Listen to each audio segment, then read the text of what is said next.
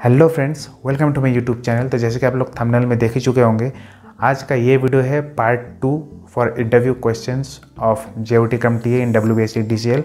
अगर आप पार्ट 1 अभी तक नहीं देखे होंगे, जिसमें मैंने डिस्कस किया हुआ है पार्ट 1 में कि टेक्निकल क्वेश्चन क्या क्या पूछ सकता है, थियोरेटिकल बेस्ड या प्रैक्टिकल बेस्ड, वो पार्ट 1 वीडियो में मैंने डिस्कस किया हुआ है, जिसका लिंक जो है अभी आपका आई बटन में आ रहा होगा। पहले उस वीडियो को देखिए, उसी का कंटिन्यूएशन ये पार्ट 2 वीडियो है। ठीक है, तो ये पार्ट 2 में मैं डिस्कस करने वाला हूँ कि जॉब रिलेटेड क्या क्या क्वेश्चन पूछ सकता है, कि एज जेओटी कम टीए आप जिस तरीके का काम कीजिएगा वैसा प्रैक्टिकल सिनेरियो बेस्ड सिचुएशनल क्या क्या क्वेश्चन आपसे पूछ सकता है, कि ऐसा सिचुएशन में आप क्या कीजिएगा, वैसा सिचुएशन में क्या कीजिएगा। तो ये वीडियो में मैं वो डिस्कस करने वाला हूँ। सो ये वीडियो को जो एंड तक ज़रूर देखा है, क्योंकि काफ़ी ज़्यादा इंटरेस्टिंग होने वाला है एंड ये एकदम रियल लाइफ एक्सपीरियंस से मैं आप लोग से इन्फॉर्मेशन शेयर करूँगा जो आपको कहीं और नहीं मिलेगा।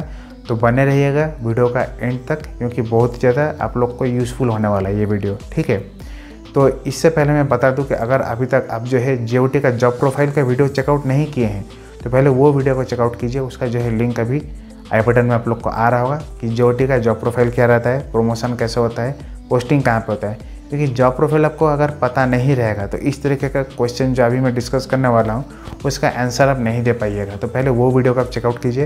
And top 10 tips for personal interview मेरा और एक वीडियो है पार्ट 1 पार्ट 2, उसका भी जो है लिंक अभी पार्ट 1 का आ रहा होगा एंड पार्ट 2 का भी अभी लिंक आई बटन में आ रहा होगा। तो वो वीडियोस को भी जो है चेकआउट कर लीजिएगा, कि डिसिप्लिन कैसा होना चाहिए, आपका ड्रेस कोड कैसा होना चाहिए, आपके हेयर स्टाइल कैसा होना चाहिए, बॉडी लैंग्वेज कैसा होना चाहिए, ये डिस्कस किया हुआ है। तो वो वीडियो भी जो है आप लोग देख सकते हैं, top 10 tips for personal interview. उसके बाद जो है ये वीडियो को चेकआउट कीजिए। तो ठीक है, चलिए अभी ये वीडियो को स्टार्ट करते हैं without wasting any further time. अब मैं बताने वाला हूँ कि जॉब ओरिएंटेड कौन कौन सा सवाल पूछ सकता है। इसके लिए थोड़ा सा आपको ओपन माइंडेड रहना होगा, या एक्सपीरियंस अगर कोई आपका घर का अगल बगल लाइनमैन है या कोई इलेक्ट्रिकल का काम करते हैं उनसे पूछ सकते हैं।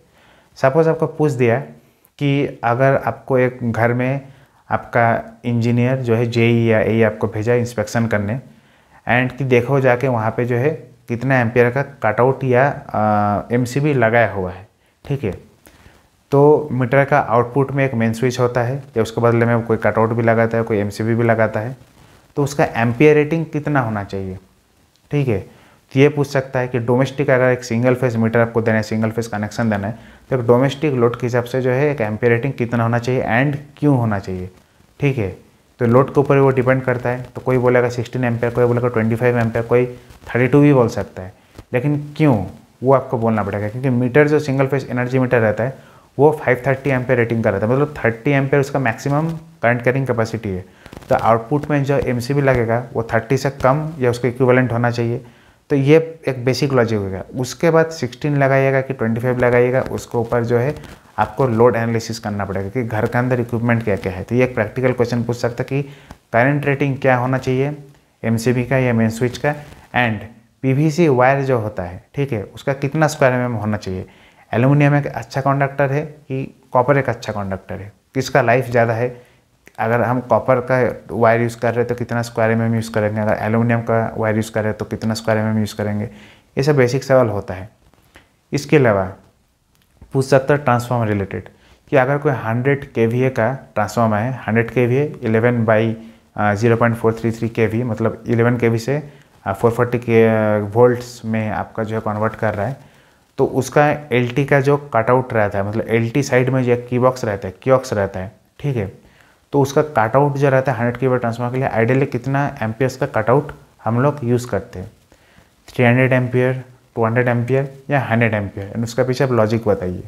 ठीक है, तो कितना एम्पियर का कटआउट रहता है ये आपको जानकारी होना चाहिए, अगर नहीं है तो पूछ लीजिए। उसके बाद सपोज एक आपको ये पूछ सकते हैं कि अगर एक फॉल्ट ऐसा हो रहा है कि एक पर्टिकुलर फेस का जो फ्यूज़ है ट्रांसफार्मर का आउटपुट में, कटआउट में, जो मेन जहाँ से डिस्ट्रीब्यूट हो रहा है एलटी साइड में, वो फ्यूज़ बार बार कट हो जा रहा है, मतलब मेल्ट हो जा रहा है, ब्रेक हो जा रहा है। तो इसका मतलब क्या फॉल्ट है, शॉर्ट सर्किट फॉल्ट है, ओपन सर्किट फॉल्ट है, अर्थ फॉल्ट है, कौन सा फॉल्ट है एंड क्यों हो रहा है, एंड उस फॉल्ट को आप लोकेट कैसे कीजिएगा, उसको आप आइडेंटिफाई कैसे कीजिएगा उस सर्किट में, यह आपको पूछ सकता है। ठीक है, इसके अलावा आपको ये भी पूछ सकता है कि सपोज एक 100 kV का ट्रांसफार्मर है, उसका कटआउट है, एक फेस का जो फ्यूज़ है वो इमीडिएट ब्रेक नहीं हो रहा है, धीरे धीरे वो हीट हो रहा है, धीरे धीरे वो जो है रेड हो जा रहा है एकदम हॉट होके, एंड फिर जो है वो ब्रेक कर रहा है। तो एक तो फॉल्ट होता है कि तुरंत गर्म होकर ब्रेक हो गया, एक होता है कि धीरे धीरे हीट होता है एंड देन ब्रेक होता है। तो अगर धीरे धीरे वो फेस का जो है फ्यूज़ कट हो रहा है तो इसका मीनिंग क्या है, वो क्यों हो रहा है, ये आपको पूछ सकता है। तो अगर इस तरीके का फॉल्ट हो रहा है तो उस फॉल्ट को भी आप लोकेट क्या कीजिए, कैसे कीजिएगा, इसका मतलब क्या है एंड इसका रेमेडियल मेजर्स क्या क्या है, ये आपसे पूछ सकता है। ये प्योरली प्रैक्टिकल बेस्ड आपको मैं बता रहा हूँ क्वेश्चंस, ठीक है। इसके बाद आपको ये भी पूछ सकता है कि अगर कोई ट्रांसफार्मर के ऊपर आपको कुछ काम करना है, ठीक है, तो सबसे पहले तो ऑब्वियसली उसका लाइव रहेगा, जब ट्रांसफार्मर चार्ज रहेगा आप काम नहीं कर सकते, उसको बंद करना पड़ेगा। तो बेसिक फर्स्ट स्टेप क्या होता है ट्रांसफार्मर को ऑफ करने के लिए, कौन सा ऐसा स्विच गियर रहता है जिससे जो आप ट्रांसफार्मर के इनकमिंग को कट कर सकते हैं एंड देन ट्रांसफार्मर में काम कर सकते हैं। तो इसका आंसर होता है आइसोलेटर। तो आइसोलेटर को हमेशा जब ऑफ कीजिएगा तब मेल फीमेल कॉन्टैक्ट अलग हो जाता है। फिर जो है आपको इलेक्ट्रिकल जो अर्थ इलेक्ट्रोड्स जिसको हम कहते हैं उससे जो है लाइन को डिस्चार्ज करके आपको ट्रांसफार्मर में काम करना है। एंड काम करते समय आपके पास हाई वोल्टेज का जो ग्लव्स होता है, ग्लव्स रहना चाहिए, हेलमेट रहना चाहिए, तो हार्नेस रहना चाहिए। तो सब एपरेटस के साथ आपको काम करना पड़ता है। तो ये सब चीज़ जो है आपको याद होना चाहिए। कोई भी अगर ट्रांसफार्मर कहीं पे खड़ा है, ठीक है, तो वो दो पोल के बीच में उसको माउंट किया जाता है, पोल माउंटेड सबस्टेशन जिसको कहते हैं। तो वो दो पोल का बीच का डिस्टेंस क्या रहता है हम लोग का, वो 2.2 मीटर का रहता है या 2.5 मीटर का रहता है। ये आपको याद होना चाहिए कि दो पोल का बीच में डिस्टेंस कितना रहता है जिसके अंदर ट्रांसफार्मर इंस्टॉल्ड रहता है, ठीक है। फिर उसके बाद डेप्थ में तो ऐसे बहुत कुछ है, HT फ्यूज़ रहता है, LT फ्यूज़ रहता है। HT में जो फ्यूज़ रहता है वो पतला होता है और LT का फ्यूज़ मोटा होता है। क्यों होता है? क्योंकि HT साइड में वोल्टेज ज़्यादा रहता है, करंट कम रहता है, इसलिए पतला फ्यूज़ होता है। LT साइड में आपका वोल्टेज कम रहता है और करंट ज़्यादा रहता है, इसलिए इसमें मोटा फ्यूज़ यूज होता है। ये सब बेसिक एकदम कॉन्सेप्चुअल क्वेश्चन आपसे जो है पूछ सकता है। आपसे ये भी पूछ सकता है कि अगर आप देखें कि एक फेज़ में जो है वोल्टेज ड्रॉप हो चुका है, एक ट्रांसफार्मर का एक सर्किट का 3 फेज लाइन गया है, तो एक फेज़ में वोल्टेज ड्रॉप हो चुका है और न्यूट्रल में जो है करंट ज़्यादा आ रहा है। तो इसका मतलब क्या है, क्या हुआ है, फॉल्ट कैसे आप लोकेट कीजिएगा। तो ये सब चीज़ भी आपसे जो है पूछ सकते हैं। ये एकदम प्रैक्टिकल बेस्ड सिनेरियो आपको बता रहा हूँ जो कि डे टू डे लाइफ में होते रहता है इन फील्ड। तो ये तो बेसिक बता रहा हूँ, इससे भी कॉम्प्लिकेटेड प्रॉब्लम्स होता है, बट बेसिक ये सब चीज़ होता है। तो ये सब चीज़ के लिए जो है इस तरीके के क्वेश्चंस के लिए जो है आप प्रिपेयर खुद को कर सकते हैं।